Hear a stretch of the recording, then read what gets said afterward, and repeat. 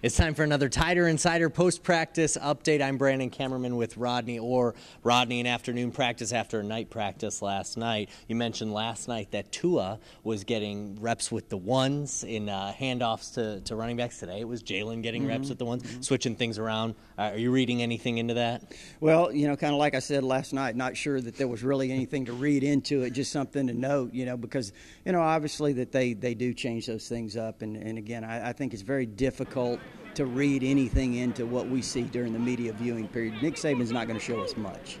We did see, though, in terms of offensive line, we've mentioned this now, there's still some shuffling, but Alex Leatherwood continuing to practice at right guard right next to Jedrick Wills, who's practicing at right tackle. And I just look out there at that unit and I see Wills and Leatherwood both in the same class, both big and talented, and that could be a pretty impressive right side of the line. Really could be. You're talking about a lot of power with Alex Leatherwood and a guy who's kind of a combination of power and athleticism in Jedrick Wills. Wills has great versatility.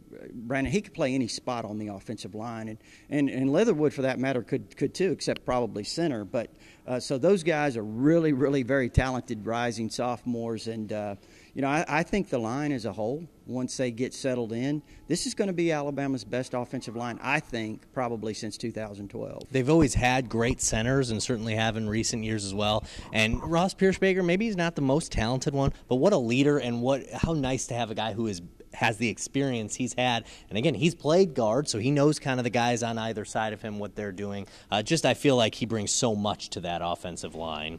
He really does. I mean, when you look at him, he's played center throughout his career in camp, in spring. He's gotten opportunities. In fact, 2 years ago, it looked like he was going to be the starting center. Then 10 days before the opener against USC, Bradley Bozeman gets plugged into that spot, and Pierschbager goes back to his left guard spot. So, he's a guy that's entering his fourth year as a starter. So he's got a tremendous amount of experience and really provides, like you said, a lot of leadership. One thing we saw on defense, for whatever it's worth, is that Shy Carter, a guy we've mentioned a couple times, for his versatility, showing some more of that versatility, playing at safety with the second unit today. Again, you mentioned this. Shy Carter, a guy who you can pretty much throw anywhere on that secondary, and he brings some talent to it. How's that secondary shaping up to you?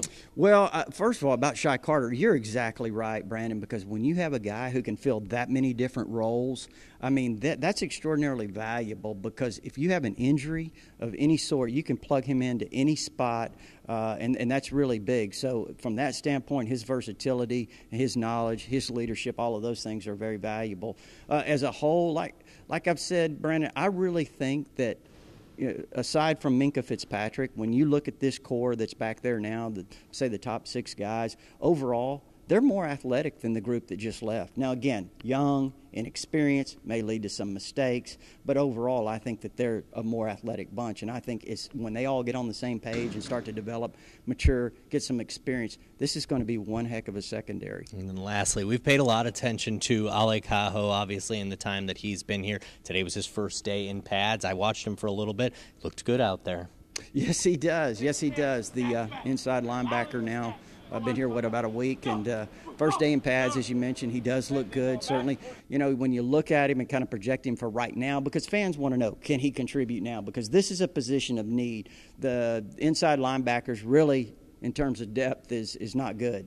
But I think when you look at him, Brandon, he's got to get bigger. He's got to get stronger. But he's very, very athletic, very smart. I understand he's very, very conscientious. Coaches really like what they've seen of him so far, so that's good. And also, Jalen Moody, the other true freshman, really, really doing well. So he's got a chance to grow into a role here, I think, at the inside backer spot this year. All right, inside the soon-to-be renovated Coleman Coliseum for Rodney Orr, I'm Brandon Kamerman. We'll be with you next time.